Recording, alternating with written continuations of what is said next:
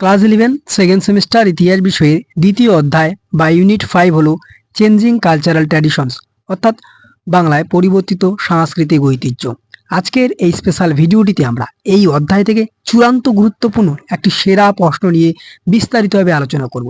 দেখো, প্রথমেই আমরা জেনে নিই এই অধ্যায় থেকে বেশ কিছু গুরুত্বপূর্ণ তথ্য কি কি।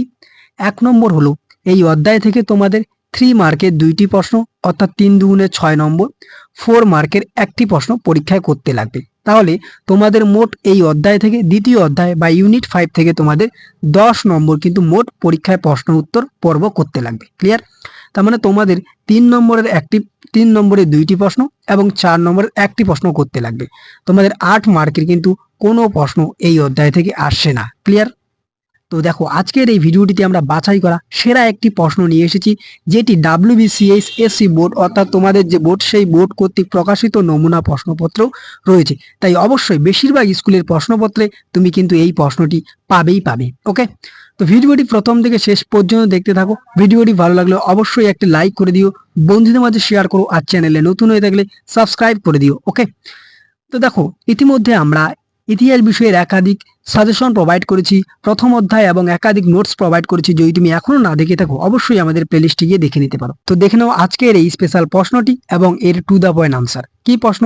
সুফি আন্দোলনের ফলাফলগুলি লেখো। এটি কত নম্বর? 4 নম্বরের জন্য। এটি তোমাদের 3 মার্কেও আসতে পারে। 3 মার্কে আসলে তুমি কিভাবে লিখবে ভিডিওটি শেষ পর্যন্ত খুব পরিষ্কার বুঝতে পারবে, অথবা কোশ্চেনটা তোমাদের পরীক্ষায় ঘুরিয়েও আসতে পারে যে সুফি আন্দোলনের ফলাফল, গুরুত্ব বা প্রভাবগুলি লেখো। উত্তর কিন্তু একটি হবে। দেখো, আমরা এমনভাবে নোটটি তৈরি করেছি যাতে সমস্ত প্রশ্নের উত্তর এখানে হয়ে যায়।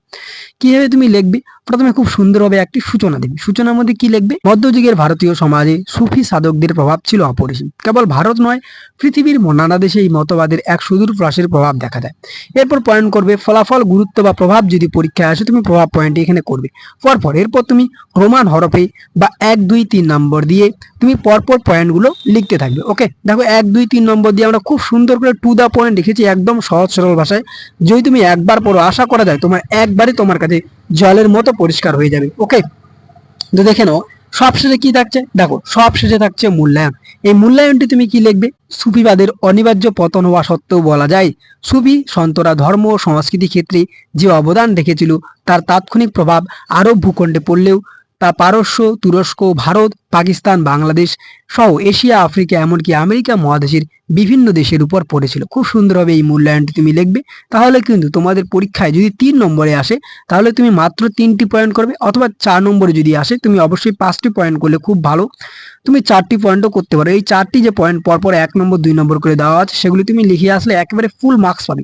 তোমাদের পরীক্ষায় এই প্রশ্নটি 4 মার্কে আসার সম্ভাবনা বেশি থাকছে এবং 100% কার্যত প্রায় নিশ্চিত তুমি বেশিরভাগ স্কুলে পরীক্ষার প্রশ্নপত্রে এই প্রশ্নপত্রটি পাবে। ওকে, তো আজকের ভিডিওটি এ পর্যন্ত। ভিডিওটি ভালো লাগলে অবশ্যই বন্ধুদের মাঝে শেয়ার করো, আর চ্যানেলে নতুন হয়ে থাকলে সাবস্ক্রাইব করে দিও। আর যারা আমাদের এখনো স্পেশাল সাজেশন এবং বিভিন্ন নোটস কালেক্ট করোনি অবশ্যই আমাদের প্লেলিস্টে গিয়ে কালেক্ট করতে পারো, অথবা আমাদের ডিসক্রিপশন বক্সে লিঙ্কে ক্লিক করেও দেখে নিতে পারো। ওকে, তো দেখা হচ্ছে অন্য কোনো এক ভিডিওতে। ততক্ষণ পর্যন্ত পড়তে থাকো, জানতে থাকো এবং অবশ্যই আমাদের পাশে থাকো।